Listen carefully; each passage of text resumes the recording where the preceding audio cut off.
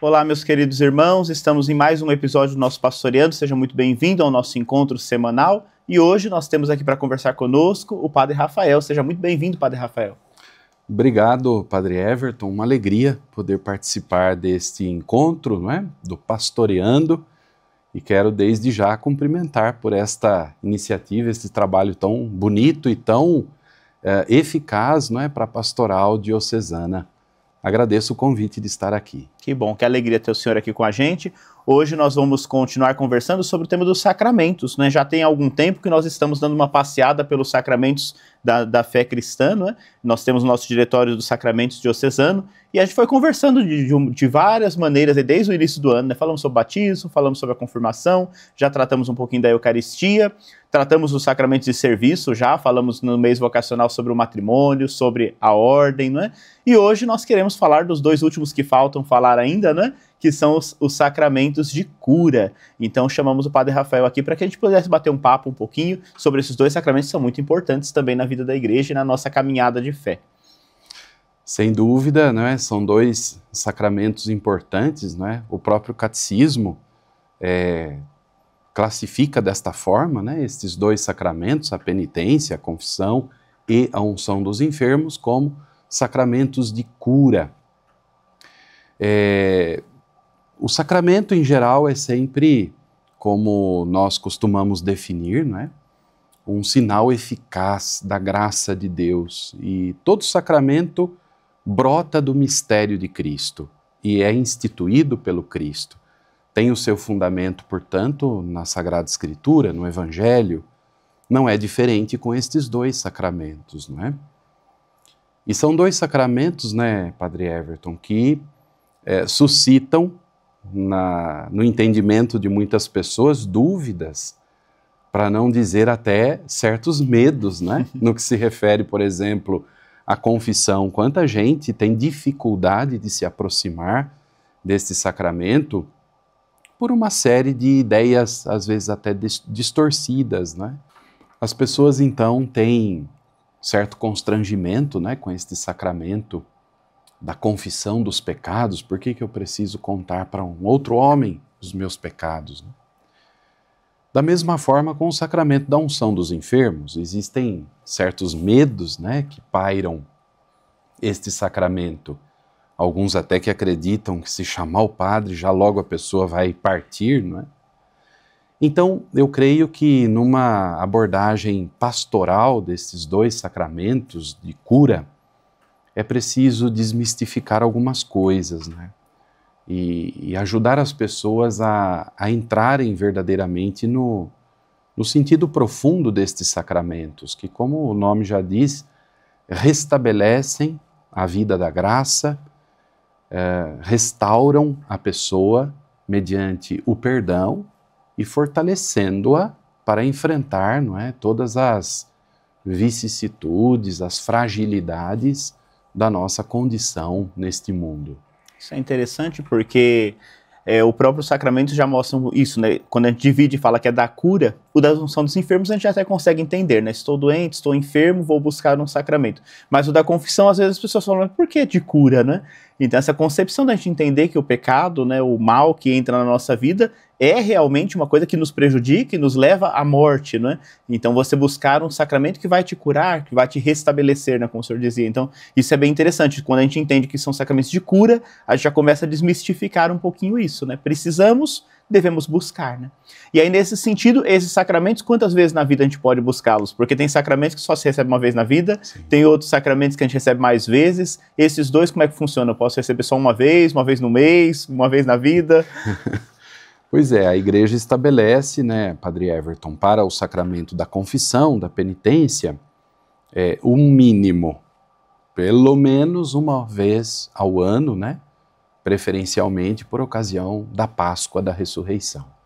Está lá, inclusive, nos mandamentos da Igreja, né? Mas, evidentemente, que a pessoa deve, em sua consciência, perceber quando é necessário e sempre que sentir esta necessidade, aproximar-se do sacramento.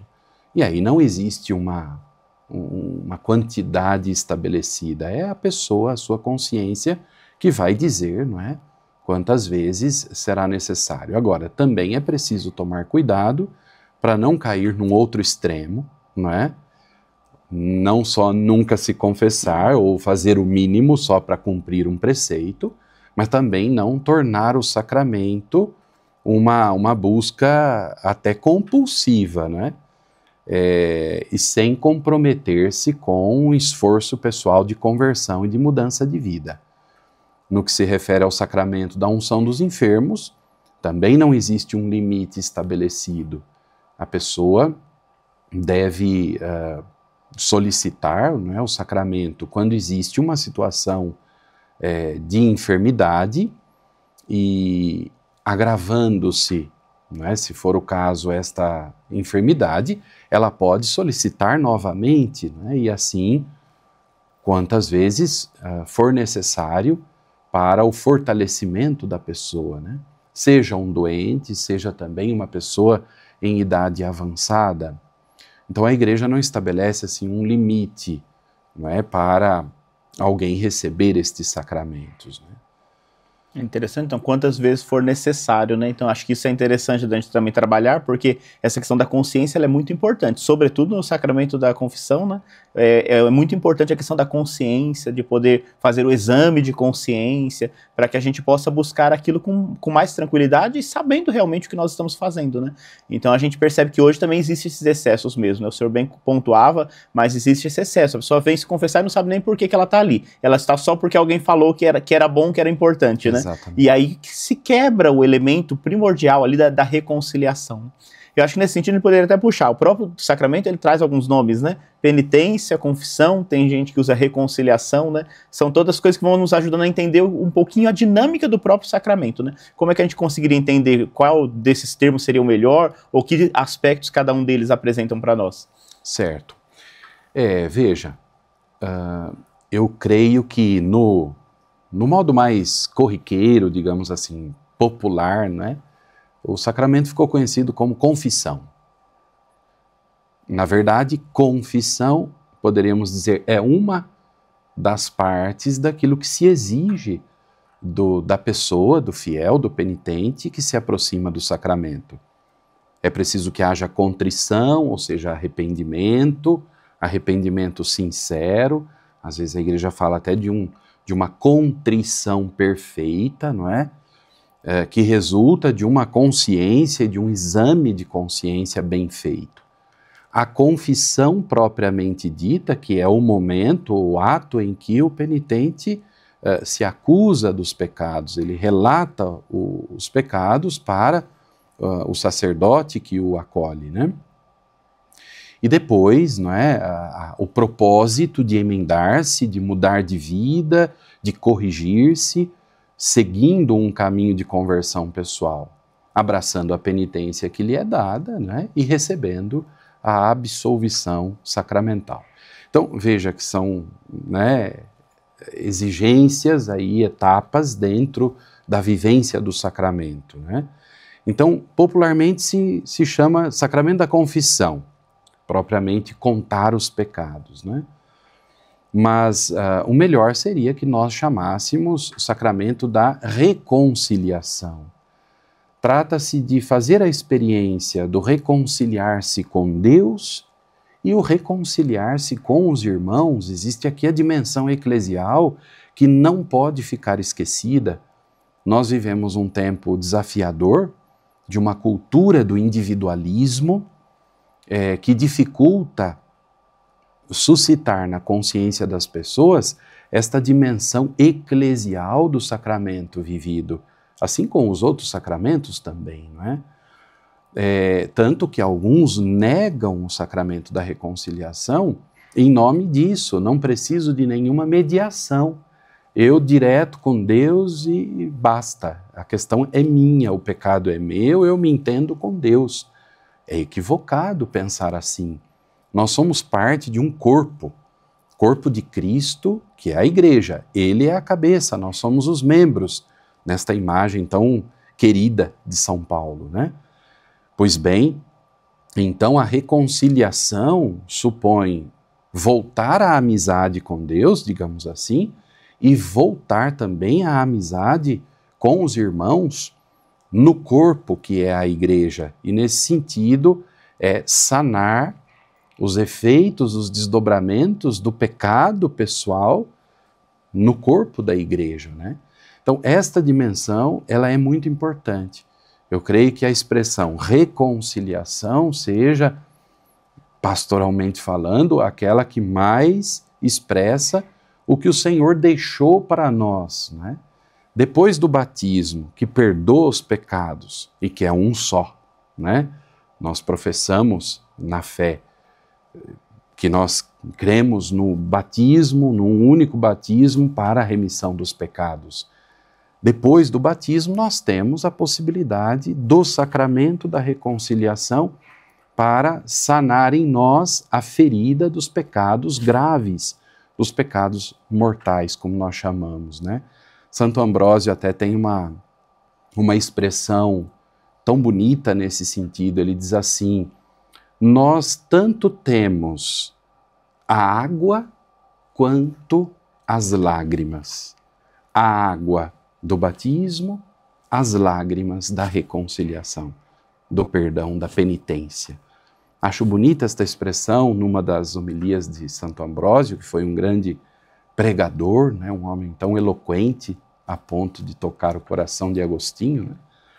Mas bonita esta expressão que nos mostra, portanto, que após o perdão, não é, experimentado na vida a partir do batismo, o cristão tem o sacramento da reconciliação como possibilidade de sanar, não é, o pecado, sobretudo os pecados graves. E sempre nesta dupla dimensão que insisto, porque é importante, não podemos deixar perder isto. É uma reconciliação com Deus e com os irmãos. Por que eu preciso de alguém que faz de intermediário neste sacramento? No caso, o sacerdote. Ali ele é a expressão da igreja. Na fórmula da absolvição, inclusive nós devemos dizer, e eu te absolvo, não é, de todos os teus pecados, em nome do Pai, do Filho e do Espírito Santo, não é? Uma absolvição em nome do Deus uno-trino, né? E também pelo ministério da igreja, né? Esta dimensão é muito, muito importante. Eu creio que nestes tempos nossos há uma perda, não é, de consciência, inclusive do que é pecado. Muitos se perguntam, mas o que é pecado afinal? Então é muito interessante, até quando a gente fala, às vezes o pessoal me pergunta, eu falo, no sacramento de cura já expressa exatamente essa dimensão, porque quando a gente fica doente, a gente sempre tem que ir ao médico, né? Por mais que a gente saiba, é isso, você toma um remedinho, não resolveu, você vai ter que ir ao médico, né? Essa dimensão terapêutica também do sacramento é muito interessante, né? E aí ela junta com essa dimensão que o senhor dizia eclesial, que é fundamental, né? Então a gente precisa ir ao encontro. Até nesse sentido, tem gente que pensa assim, e o padre, ele com Deus, também nós precisamos buscar, né? O bispo precisa buscar um outro padre, o papa precisa buscar um outro padre. Então essa dimensão é muito interessante, né? Porque é uma vivência eclesial, uma vivência da família que busca mesmo uma cura, uma terapia nesse sentido do falar, do conversar, né? E aí a gente vai compreendendo a riqueza que é esse sacramento, né? Exatamente. Bonita até aquela imagem, né, do Papa Francisco, ficou famosa, quando ele se aproxima de um confessionário, ajoelha, né, e ali ele faz também a confissão dele. De fato, todos nós precisamos, mesmo os ministros ordenados, né? Todos nós devemos nos aproximar desse sacramento de cura, do perdão, da regeneração, que nos confere a graça, né, restaura em nós o estado de graça, como nós dizemos, que é a amizade com Deus e com os irmãos. Eu digo assim, tem certas quedas que a gente, vamos imaginar o dia a dia, você tropeça e cai, você mesmo levanta rapidinho, sacode a poeira e está de pé de novo. Mas tem certas quedas cujo impacto é maior e você sozinho não se levanta. Então é preciso refazer em nós esta consciência. Eu preciso da mediação da igreja, eu preciso dos irmãos, eu preciso da graça de Deus que me dá pelo sacramento E preciso desta dimensão eclesial dos irmãos que também me acolhem e me ajudam no processo de conversão e me reinserem no corpo que é a igreja, né? Isto é muito bonito. Aqui está propriamente a dimensão de cura. Quando Jesus, no Evangelho, cura as pessoas, é interessante que, antes de tudo, ele perdoa os pecados. Vá, os teus pecados estão perdoados. E essa dimensão, portanto, está muito ligada também à questão da saúde do ser humano integralmente restaurado, né? Desde o seu íntimo, desde o seu interior. E esta cura pelo perdão que Jesus concede às pessoas é sempre também acompanhada por um reinserir-se na comunidade. Vai apresentar-te aos sacerdotes, vai oferecer o sacrifício prescrito, não é? Então há sempre esta dimensão de reinserir na comunidade, ainda mais naquele contexto de Jesus, em que, dependendo da enfermidade, né, a pessoa era realmente tirada, né, na prática do convívio social. Outra coisa interessante que a gente conversava, que me chamou a atenção também, é essa dinâmica, né, do reconciliar-se com Deus e com os irmãos. Porque às vezes, por menor que seja o pecado, por mais pessoal que seja o pecado, ele sempre tem uma incidência na sociedade, na convivência, porque realmente, né, alguma coisa que a gente faz e que começa a perturbar nossa consciência vai nos deixando, às vezes, um pouco mais áspero com as pessoas, né, ou às vezes interfere diretamente na vida do outro, né? Então sempre tem essa dimensão, né? O pecado, ele é pessoal, mas ele sempre vai ter uma incidência no social, na família, na convivência com os amigos, né? E a gente sempre precisa se reconciliar. Por isso a importância do verdadeiro arrependimento e desejar se emendar, por assim dizer, né? A pessoa tem que buscar recomeçar. E aí, nesse sentido, na conversa com o padre, isso também é interessante, porque o padre às vezes consegue dar um aconselhamento, dar uma direção, quando a pessoa não consegue enxergar, né, o caminho a seguir, né? Exatamente, é uma perspectiva importantíssima. Nós, como padres, né, ministros desse sacramento, temos que também nos preparar para ele. O penitente se prepara, faz o seu exame de consciência, mas nós também temos que sempre estar preparados e sempre procurar ter o discernimento, não é? E isto a gente só alcança na oração. Discernimento porque nós temos que dizer uma palavra para a pessoa, dependendo de cada situação, dar uma orientação que seja adequada, né? Na perspectiva de reinseri-la na vida da igreja, de ajudá-la no seu processo pessoal de conversão. Então, aplicar uma penitência, por exemplo, não é uma coisa simples. Vai, reza um Pai Nosso, está tudo feito. Mas é pensar, dependendo da matéria do pecado, é preciso levar em consideração, pela riqueza da experiência da igreja, até mesmo a prática das obras, né, de misericórdia, corporais e espirituais, como canal para a pessoa regenerar-se no corpo da igreja, né? Então é uma dimensão muito, muito bonita. Muita gente acha que repito, né, só uma questão pessoal mesmo. Vou, me confesso, pronto, estou limpo, tomei um banho. Não, é muito mais profundo do que isto. E devemos ajudar as pessoas, né, a construírem ou reconstruírem essa consciência no que se refere ao sacramento da reconciliação. É interessante, o Papa Francisco trabalhou muito isso, né? Sobretudo quando ele convocou o Ano da Misericórdia, ele puxou muito essa dimensão, né? De que a confissão não pode ser um momento de tortura, de terror, né? Mas é um momento mesmo da graça, da misericórdia que envolve, né? E aí trabalhou, e ele, para nós padres também, ele trabalhava muito isso, né? O padre acolher, poder orientar, né? Poder acolher o penitente. Talvez um pouco, ao longo da história da igreja, a gente percebe que às vezes faltavam alguns elementos nesse sentido, né? E a igreja foi se reformulando também para poder compreender. Porque às vezes as pessoas têm medo, né? Os padres mais de idade, às vezes, eram muito bravos, rígidos, né? Então, dependendo do pecado, dava uma bronca e as pessoas ficaram com alguns traumas, né? Mas hoje a gente procura compreender, que é claro que às vezes precisa orientar, às vezes precisa corrigir, mas sempre nesse espírito de caridade fraterna, de amor, de misericórdia, porque realmente a pessoa que já se apresentou é porque alguma coisa nela já deseja mudar. E aí a gente vai orientando, vai conduzindo, mas não dar broncas, né? Então hoje já não tem cabimento uma coisa dessa, né? Num determinado período da história da igreja, tudo se regia por meio da manualística.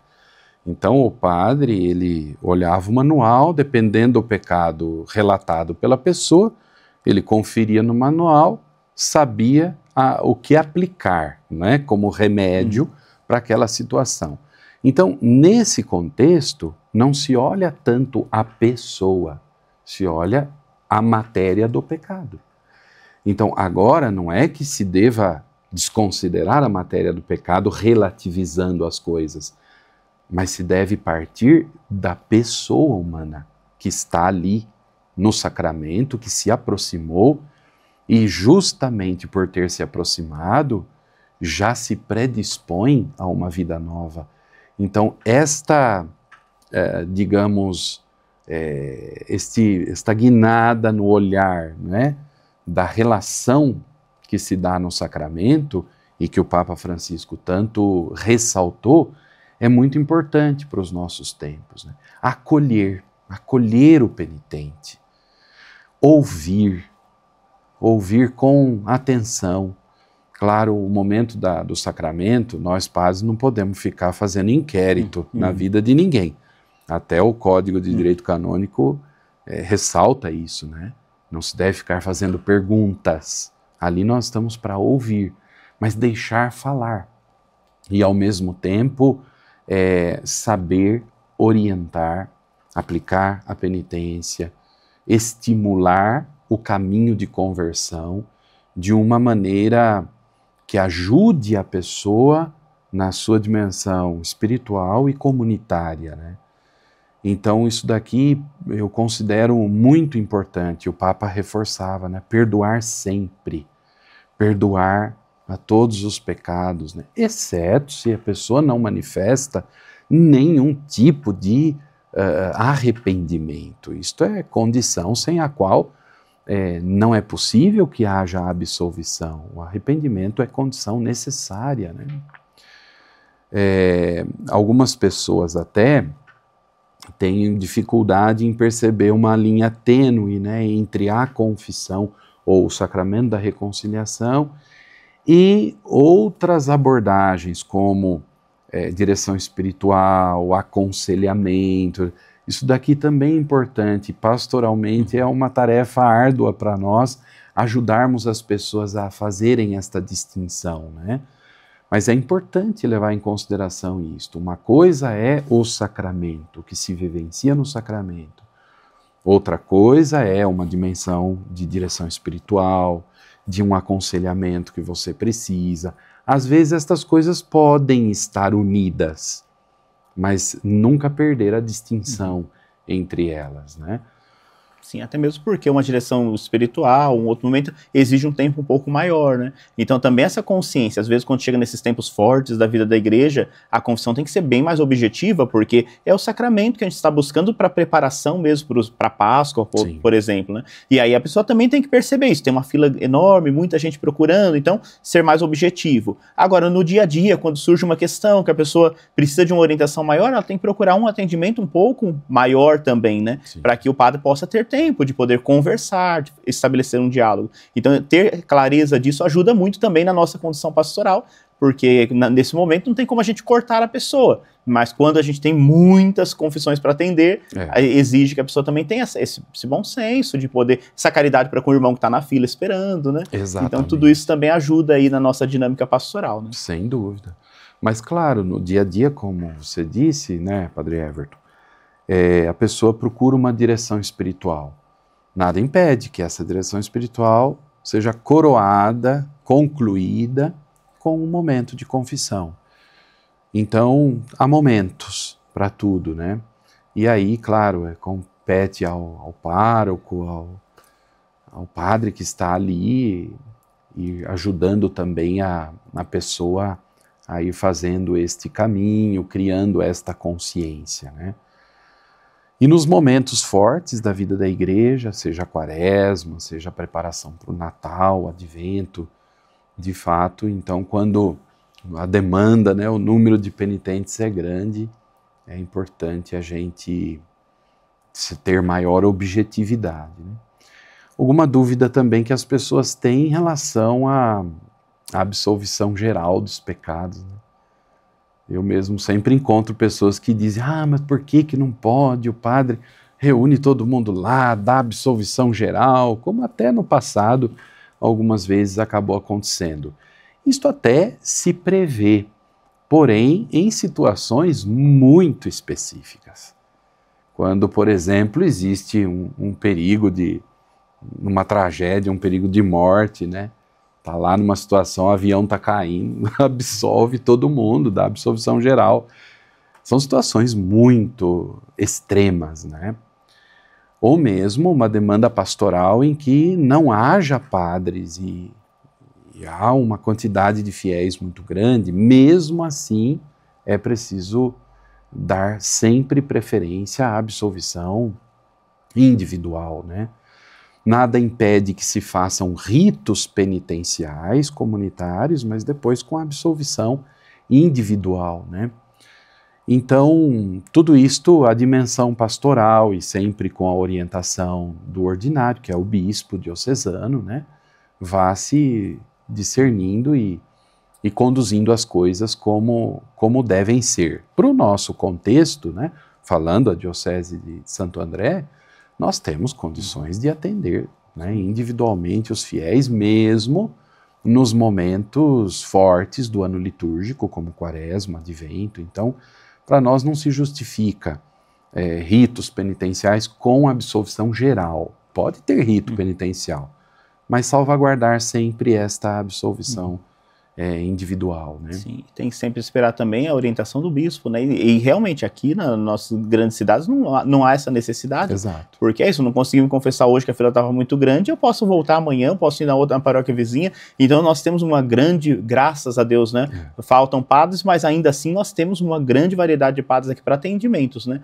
Em vários lugares do Brasil isso já não é tão comum, né? Então Exato. A região norte, a região amazônica, a gente tem realmente ali dificuldades que às vezes seria um remédio essa questão. Para nós aqui não tem mesmo, né? Então é interessante, mas no passado havia, né? Então no passado, algumas décadas atrás, e aí a gente até percebe, porque as pessoas falam assim, a última vez que eu me confessei foi na comunitária. Aí você fica pensando assim, nós já tem isso mais de uns 20 anos. Faz tempo. E aí a gente já percebe que ali está uma lacuna, né? Porque a pessoa acabou não procurando o sacramento, né? Então precisa ir buscando, precisa ir desenvolvendo essa consciência.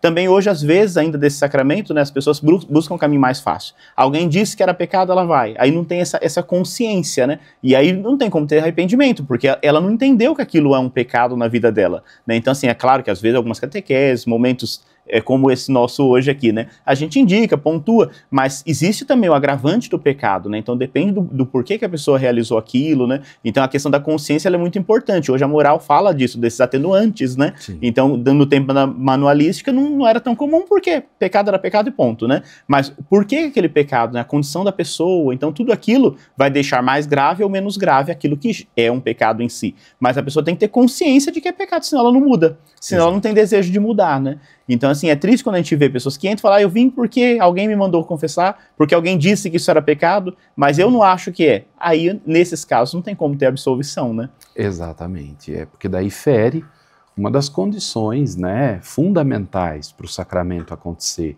que é o arrependimento, né? Se não tem consciência, não tem o arrependimento. Então, isto é bem concreto, né? Agora, tem situações também que muitas vezes a gente só vai ter consciência de determinadas coisas depois que passa um certo tempo, né? Então é preciso perceber, quando a gente não tem a consciência do pecado e comete algo que depois vem a saber tratava-se de pecado, né? Nós não podemos estar tranquilos, podemos confessar, evidentemente, aquele pecado passado, mas nunca esquecer que a absolvição perdoa os pecados, não é, atuais, acusados, dos quais a pessoa se acusou, como também os pecados eventualmente não lembrados, passados, né? E se não havia consciência de estar errando, e errou-se, né? Então não se configura propriamente a gravidade do pecado, né?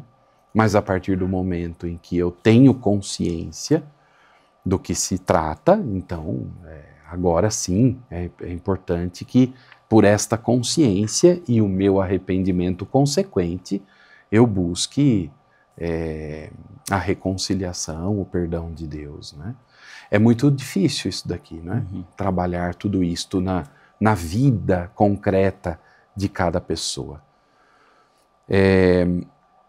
Também é verdade que passado certo tempo de um determinado ato cometido, a pessoa pode dizer, olha, eu não tinha toda a consciência do que eu estava fazendo, mas um fundinho de clareza de que não era coisa boa eu tinha, ponto. Então isso daí é preciso levar em consideração, né? Veja, não se lida com um caderno de receitas, né? Nesse universo do fórum íntimo das pessoas, na sua consciência diante de Deus e diante do próximo, né? E aí esse processo também, tem gente que às vezes, ali aconteceu, se você apresentou a matéria, você tem o arrependimento, recebeu a absolvição, pronto, acabou, né? Deus não é igual a gente fica lembrando o tempo todo daquilo, uma vez que ele perdoou, só que às vezes falta o penitente também se perdoar. Né? E aí tem gente que vem 1000 vezes confessar o mesmo pecado que ela já se confessou, né? Então assim, aí a gente percebe que ali existe um problema, porque às vezes a consciência da pessoa está muito rígida e ela não consegue curar aquilo dentro dela, né? Aí precisa também até de alguma ajuda, se for um trauma, uma questão muito grande, de uma ajuda também especializada para poder superar aquilo e ir para frente, né? Sem dúvida, sem dúvida. É nesse sentido que a prática de uma penitência que o padre orienta a que se faça, tem por objetivo também isto, ela sanar para ela o perdão também, ela se perdoar, como você acabou de dizer, né? É um outro ponto realmente bastante delicado. E nesse universo há muito escrúpulo também, né?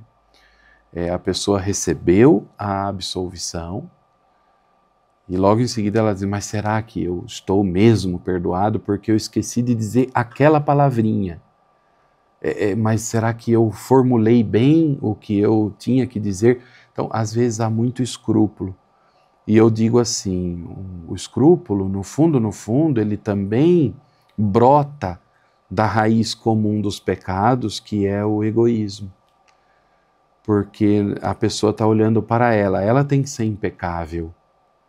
E aí perde-se a confiança na misericórdia e na graça do perdão. Então, isso aqui também é muito importante que se trabalhe na vida da pessoa, ajudá-la a perceber, aqui às vezes até é matéria de direção espiritual, como ela superar o escrúpulo na relação com Deus, né?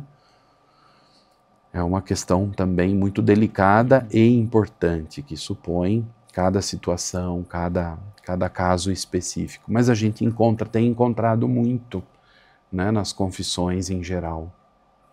Às vezes até de um dia para o outro a pessoa volta e fala assim, olha, ontem eu me confessei, mas eu não falei tal coisa. Eu falei, mas não falei completo.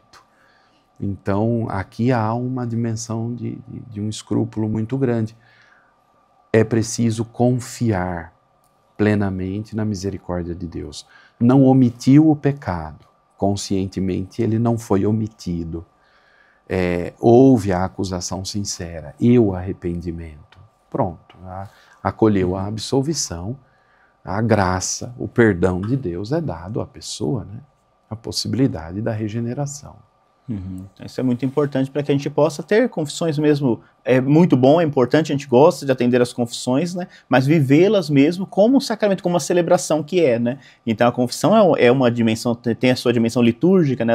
Ela é uma celebração, não é simplesmente um bate-papo, né? Mas não pode ser esse peso. Então acho que essa nossa conversa vai ajudando, né? Porque é um momento tranquilo da graça de Deus, um momento celebrativo, onde a gente se encontra ali com o sacerdote, a gente consegue conversar, dialogar, pôr para fora, aí sim, nesse sentido, né? Acaba esse banho mesmo que regenera a nossa vida e nos ajuda a ir para frente. Então, assim, quebrar isso, né? Que medo de falar para o padre, né? O padre está ali para julgar, o padre está ali para escutar, para acolher e ser um canal da graça, né? Sim. Mas é muito importante que as pessoas quebrem isso, esse medo, essa angústia. Às vezes o medo não é tanto do padre, né? O medo é de se confrontar com os seus pecados, né? Exato. Então, assim, e tudo isso são coisas que têm que ser trabalhadas, né, entre nós para que a gente possa ampliar e amadurecer também esse aspecto da confissão que é tão importante, né? Exato. Quando a pessoa fala, no fundo, este caminho de libertar o coração do que o prende, do que o amarra, já está em ato. O falar é muito importante, né? No sentido de se libertar mesmo das amarras do pecado, né? E a pessoa não precisa ter medo. O medo nos bloqueia demais. Devemos pensar em Jesus que nos deixou esta graça sacramental. Quando disse aos apóstolos, né, no contexto em que comunica a eles o Espírito Santo, recebei o Espírito Santo, os pecados que vocês perdoarem serão perdoados, que vocês retiverem serão retidos. Pensar em Jesus, que nos deixou este remédio, esta medicina da regeneração do pecado. Pensar também que o padre ali é um instrumento da graça de Deus, não é? No exercício do ministério. E pensar também que ele está sob total, absoluto sigilo dentro da confissão, sob risco, inclusive, de incorrer em excomunhão, não é? Se revelar, não é, o segredo de confissão. Então é muito importante tudo isto, né? E pensar que o padre está ali, sim, como exercendo um papel de juiz, não um juiz parcial, mas imparcial, colocando sobretudo os critérios do Evangelho, a partir dos quais uma pessoa deve pautar a sua vida. O parâmetro é aquele ali, a partir do qual acolher o que o penitente diz, orientá-lo, não é? Formá-lo, aplicar a penitência. Sim, ele é um juiz, mas ele também é aquele que exercita a misericórdia. A justiça e a misericórdia são duas dimensões fundamentais que não podem estar desvinculadas, não é? No momento mesmo da confissão. Então, pensar em tudo isto é importante, nos torna mais maduros, mais adultos na vida de fé. Eu digo isto, a cada confissão que a gente faz, a gente sai mais adulto, sai mais maduro, mais capaz, mais fortalecido para superar situações de pecado, né? E, portanto, sempre mais configurado a Cristo Jesus. Então, pensar nesta graça, nos frutos do sacramento, mais do que na vergonha, no escrúpulo, no medo, né? Que bonito isso, né? Então, quando estamos bem, busquemos a confissão, né? Percebemos que a nossa consciência já ficou pesada com alguma questão, a gente busca, a gente encontra essa reconciliação e seguimos adiante, fazendo a nossa caminhada, né? Vivendo a santidade dia a dia. Mas às vezes acontece que nessa nossa caminhada a gente adoece, a gente fica doente, a gente fica impossibilitado de ir se confessar, né? Às vezes estamos num tratamento, às vezes precisamos estar mais em casa, às vezes estamos no hospital. E aí essa dinâmica também da graça que acompanha nesses momentos de enfermidade, esse momento às vezes que nós estamos isolados do convívio social por uma questão de enfermidade, né? E por isso a igreja, na sua sabedoria, também tem um sacramento que vai acompanhar esse momento da enfermidade, né? E, novamente, muito pautado no Evangelho, né? Jesus sempre cuidou dos doentes. Então, a igreja de Jesus não pode deixar os doentes de lado, né? Precisa cuidar dos doentes e dos enfermos. Mas aí tem uma diferença, né? Então, esse sacramento chama da unção dos enfermos, né? Qualquer dor de cabeça, eu posso buscar a unção dos enfermos. Quando que eu devo buscar esse sacramento? Pois é, então, também neste ponto do que se refere ao sacramento da unção dos enfermos, existem, às vezes, compreensões distorcidas, né? Há muito receio, né? Mas também há muita dúvida por conta daquilo que no passado a Igreja também exercia, né? Sobretudo antes do Concílio Vaticano II, quando inclusive o nome desse sacramento era extrema-unção, né? Extrema-unção. O sacramento da hora extrema, do momento da morte. Então, de certa forma, ainda esta lembrança ficou estigmatizada, né? Para os fiéis. E é preciso também corrigir isto.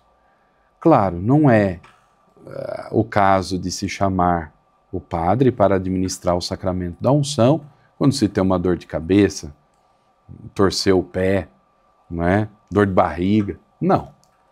É quando existe uma situação delicada que inspira cuidados, ou até mesmo grave, de enfermidade, que coloca a pessoa numa situação de cuidado, não é? De tratamento, como a gente diz.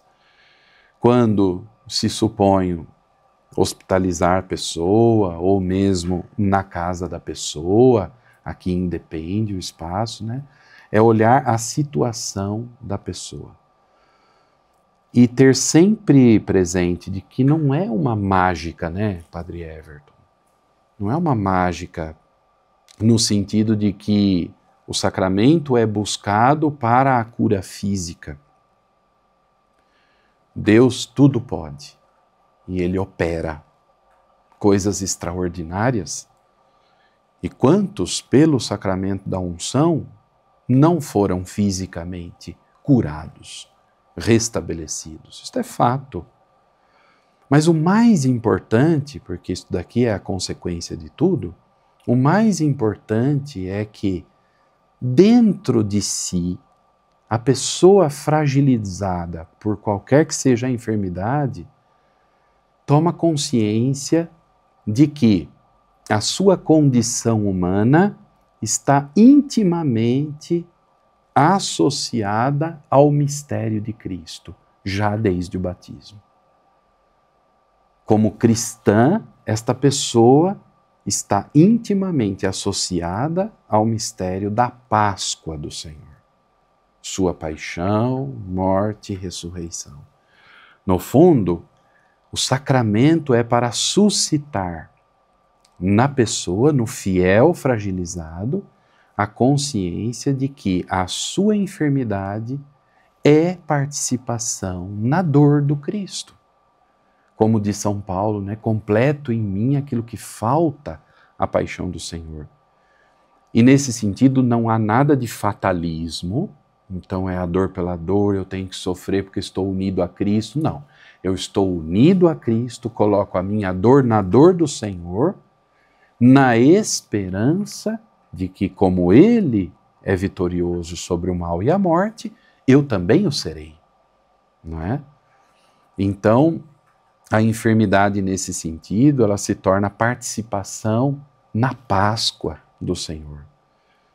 Seja depois, pelo restabelecimento da saúde física, ou seja, pela Páscoa definitiva, a passagem pela morte, o sono da morte, né? É preciso perceber que se interiormente esta pessoa está fortalecida em Cristo Jesus, consciente do que é a sua participação na vida de Cristo, unida a Ele, existe vitória. O que poderá nos separar do amor de Cristo? Enfermidade? Mas em tudo isso nós já somos mais do que vencedores. Isso é muito bonito porque hoje, a sociedade hoje também tem muita coisa em torno da morte, né? E a vivência cristã não tem esse medo da morte, né? Porque a morte é essa Páscoa definitiva, essa passagem, né? Então a gente ressignificar um pouquinho isso. É claro que ninguém quer morrer, não é? Então ninguém quer morrer. O Cristo também não veio no mundo para morrer, veio para salvar, né? Sim. Então a morte, a cruz é consequência desse embate que Jesus teve com as estruturas de morte da sociedade, né? Então ninguém quer morrer. Deus quer que todos vivam, né? Mas a morte faz parte da trajetória humana, né? Então, e a gente poder ressignificar isso, trabalhar isso é muito importante. E às vezes a gente encontra, né, pessoas assim que têm uma fé muito profunda que nos dão um grande exemplo, um grande testemunho mesmo de perseverança nesses momentos, né? Então a gente acompanha muitos casos, né, muitas pessoas doentes, enfermas, e às vezes você vê essa esperança, diante da dor, aquela esperança, diante do mistério da morte, né? Esses dias atrás fui visitar uma senhorinha já bem de idade no hospital, e ela dizia isso: não, padre, ninguém vai ficar aqui para sempre, né? Então, assim, aquela consciência, ela fala: não, quando chegar a minha hora, eu só quero que Deus me acolha, né? Exato. Então, assim, ela fala: nossa, como isso é bonito, né? E é raro hoje em dia, porque hoje todo mundo quer viver a todo custo e quer buscar maneiras, às vezes vai perdendo a sua dignidade humana em busca de tratamentos e de ilusões que às vezes não é o caminho, né? Então a gente poder entender um pouco melhor, ressignificar esse tema da morte, né? Eu acho que é algo muito importante nos tempos de hoje, né? Porque o cristianismo não vê a morte com essa coisa tão terrível, né? Isso. Então a gente precisa ir ressignificando isso tudo, né? Inclusive a nossa cultura coloca longe de nós a realidade da morte. Antigamente, na nossa própria família, quantos não vivenciaram isto? A morte era muito próxima. Quantos não morriam em casa? Até porque não existiam estruturas hospitalares tão adequadas, os recursos como existem hoje, e nem sempre nos interiores aí era possível socorrer em tempo. Então, por diversos fatores. Mas um fato é constatável: a morte era mais próxima, lidava-se com ela de modo mais próximo. Até os velórios eram nas casas, né? Hoje não. Hoje, cada vez mais está distante da pessoa, dos familiares, no caso, esta questão da morte. Está num ambiente altamente tecnológico, artificial, frio, de câmeras hospitalares. E depois, até mesmo os velórios, antes da pandemia eram uma coisa, agora ainda mais restritos, não é? De tal maneira que quase não se vela mais a pessoa. Então esse contato com o falecido, com a realidade da morte, cada vez está mais dificultado, não é? E isto faz com que a cultura, a sociedade do bem-estar, do acúmulo material, do conforto, do consumismo, rejeite em absoluto qualquer possibilidade de morte. É a sociedade da saúde, do vigor físico, não é? Da estética, da beleza. Deus nos livre de morte, nem falar nesse assunto. Mas você dizia uma coisa fundamental. Para nós, na fé cristã, lidar com a morte deve ser uma experiência serena. Ninguém deseja a morte, querer morte. Isso tem outro nome, né? Mas queremos vencer a morte em Cristo Jesus, que já morrendo na cruz, matou a morte. Então lidamos com ela de modo maduro, sereno, confiante. Todos nós vamos fazer esta passagem. E nós devemos aprender a pedir ao Senhor sempre a sabedoria para que na hora de nossa morte nós estejamos em paz, estejamos na graça de Deus para fazer a nossa Páscoa definitiva, né, com o Senhor. Eu também já encontrei pessoas que me deram verdadeiras lições de vida no leito de um hospital. Uma senhora que também me dizia algo parecido. Ela disse assim, com todas as letras, sem nem pôr nem tirar: Padre, eu estou pronta. Não sou perfeita, mas eu tenho a minha consciência em paz. Fui mãe, fui esposa, minha vida foi cuidar da minha família. Se Deus quiser me dar um tempinho a mais nesse mundo, eu vou ficar feliz, porque eu vou continuar fazendo o que eu sempre fiz, com amor. Mas Ele sabe. E se for agora, eu estou pronta. A gente sai assim, ó, pequenininho de dentro do hospital, né? A gente fala, puxa, Senhor, me dê um pouco desta maturidade. E uma das coisas que o sacramento da unção dos enfermos realiza, um dos frutos desse sacramento, é justamente esta força interior. Uma força que vem do alto, que não vem de nós. Podemos estar fisicamente fracos, debilitados, mas no Senhor nós temos esta força que vem do Espírito. Bonito gesto da imposição das mãos, pedindo o Espírito Santo, né, para que aquela pessoa tenha esta força antes interior. A dimensão física será a consequência de tudo isto, mas antes começa dentro, na alma, no coração, não é? Impor as mãos, pedir o Espírito Santo, naquele momento de fragilidade, o Espírito que faz novas todas as coisas, que renova a face da terra, né? O Espírito que dá a vida, que procede do Pai e do Filho.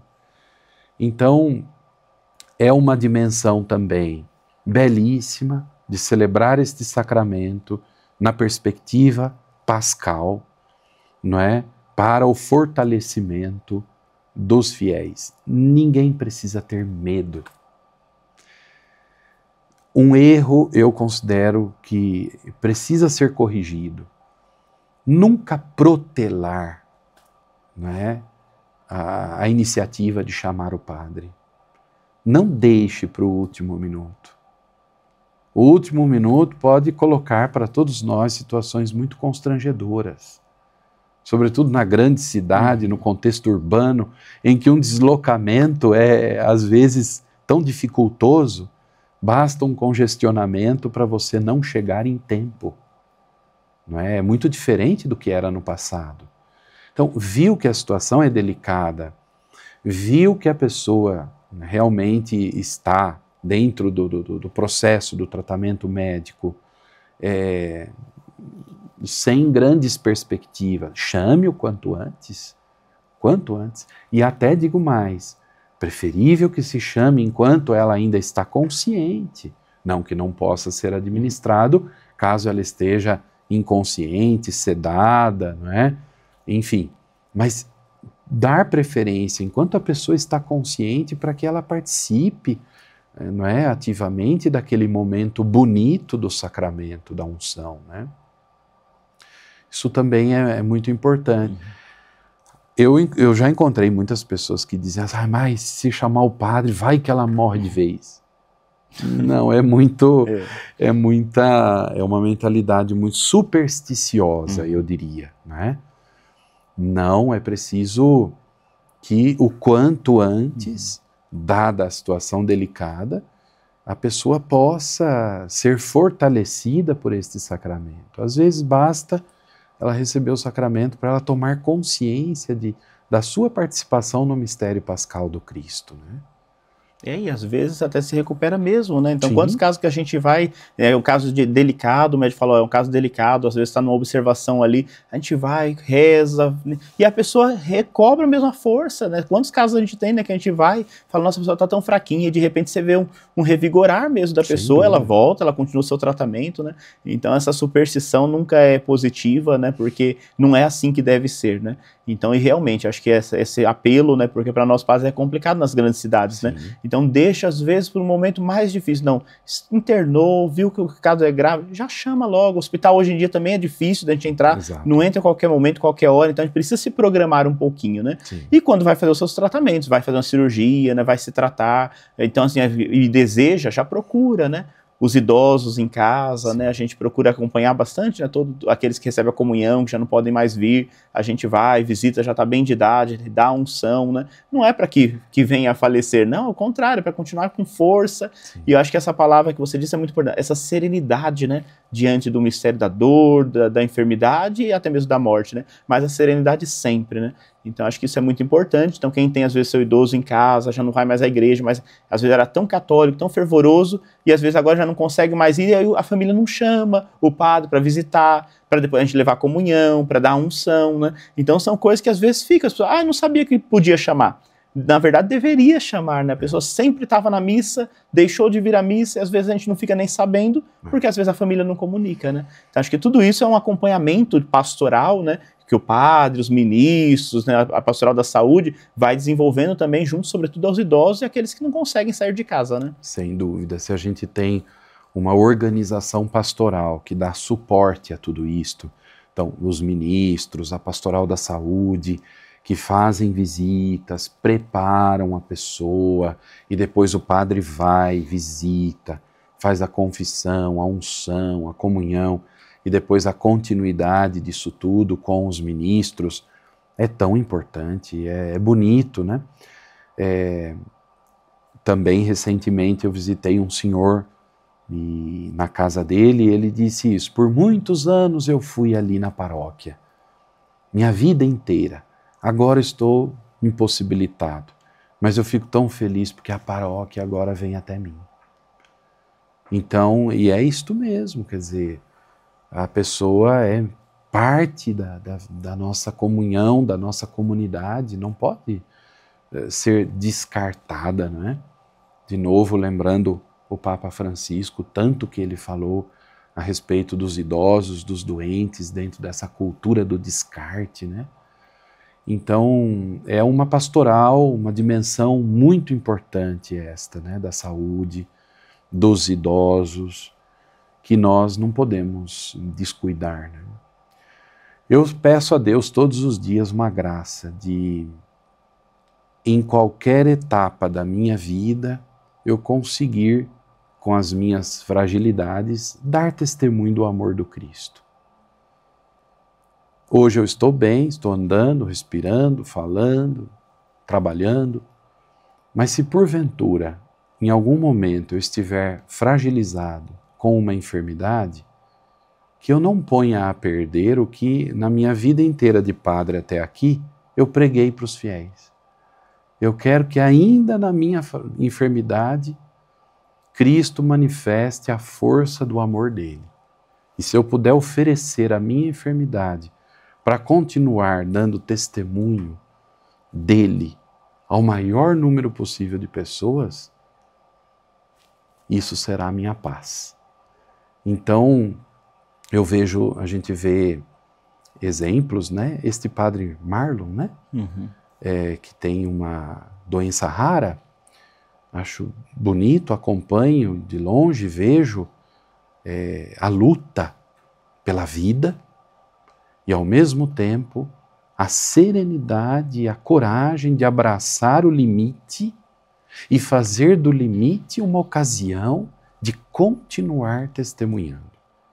Pensou se acontece comigo e eu, na hora de uma enfermidade, eu me revolto, endureço o coração, brigo com Deus.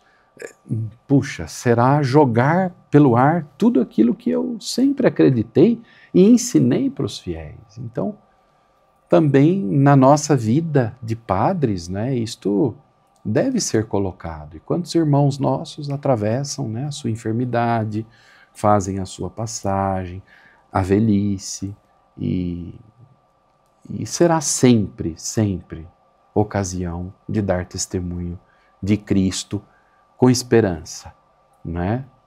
Da morte para a vida. Que coisa bonita, né? Bom, então hoje a gente conversou sobre muitas coisas, mas passamos pela misericórdia que vai restaurando, terminamos aqui na esperança, né? Que não decepciona jamais. Estamos no Ano Santo, né? Da esperança, né? E que bonito a gente poder conversar sobre isso e ajudar o nosso povo a buscar esses dois sacramentos que são uma riqueza tão grande na nossa vivência, na nossa caminhada rumo ao céu, né? E que a gente possa ter consciência e transmitir isso cada vez mais, né? Então agradeço muito, que bom a gente conversar, a gente poderia ficar mais tempo conversando sobre isso tudo, mas deixa ao nosso povo o convite, né? Ler o Diretório dos Sacramentos, ler o Catecismo da Igreja, que fala sobre os dois sacramentos, para poder aprofundar mesmo a sua caminhada, né? Porque quanto mais a gente vai conhecendo, mais a gente vai vivenciando e colhendo os frutos desses sacramentos na nossa vida e na nossa caminhada, né? Exato. O Padre Everton já falou, eu reitero isto, que é fundamental. Nós temos verdadeiras riquezas, não é? Nos diretórios diocesanos, Diretório dos Sacramentos, sobretudo, tratando-se desse assunto, e o próprio catecismo, né? Se trata ali, na segunda parte, né, sobre a celebração do mistério cristão, os 7 sacramentos. Então, ali a gente pode encontrar também os 2 de cura.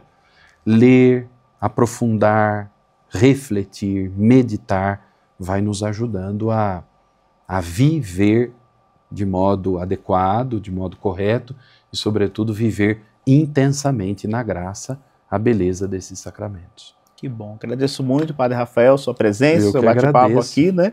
E agora, já nesse momento final, convido a gente a fazer um pequeno momento de oração e pedirmos a bênção de Deus. Peço que o Padre Rafael reze por nós, né? conosco e nos dê a bênção para concluirmos esse nosso encontro fraterno. Peçamos ao Senhor que alimente sempre mais em nós a esperança que não decepciona, que o Espírito Santo derramado em nossos corações alimente em nós o amor verdadeiro e no amor possamos enfrentar tudo, a superação do pecado, a superação da enfermidade e de todas as fragilidades que cercam a nossa vida. Peçamos a intercessão da Virgem Maria, para que, com o seu auxílio, nós possamos perseverar, confiantes e esperançosos no caminho de Jesus Cristo, seu Filho. Ave Maria, cheia de graça, o Senhor é convosco. Bendita sois vós entre as mulheres, bendito é o fruto do vosso ventre, Jesus. Santa Maria, Mãe de Deus, rogai por nós, pecadores, agora e na hora de nossa morte. Amém.